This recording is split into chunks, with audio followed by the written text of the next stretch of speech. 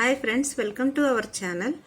13th మార్చి రోజు ఈ మీమాంసాసురుడు ఒక వీడియో చేశాడు కదండి. ఆ వీడియోలో వీడేం చెప్తున్నాడో ఒకసారి వినండి.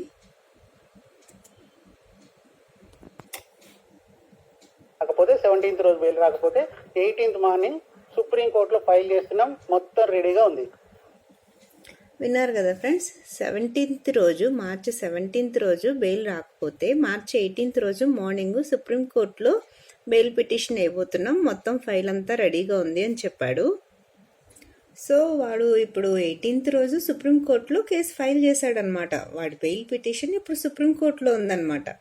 వాడు నిన్న చేసిన వీడియోలో ఏం చెప్తున్నాడు, మండే రోజు బెయిల్ వస్తుంది అంటే ఈరోజు బెయిల్ వస్తుంది అని చెప్తున్నాడు. అంటే అది హైకోర్టులో వస్తుందా, సుప్రీంకోర్టులో వస్తుందా, లేకపోతే సుప్రీంకోర్టులో కూడా బెయిల్ రావట్లేదని ఏమన్నా ఇంటర్నేషనల్ కోర్టుకి వెళ్ళిపోయి డైరెక్ట్గా అక్కడ బెయిల్ పిటిషన్ వేసాడా? ఫ్రెండ్స్, మీరేమనుకుంటున్నారో చెప్పండి. వీడు బెయిల్ వస్తుంది ఈరోజు అని చెప్పింది హైకోర్టులోనా, సుప్రీంకోర్టులోనా, ఇంటర్నేషనల్ కోర్టులోనా? వీడి రేంజ్ మామూలు రేంజ్ కాదు కదా. సో మీరు చెప్పండి ఫ్రెండ్స్. Thank you all.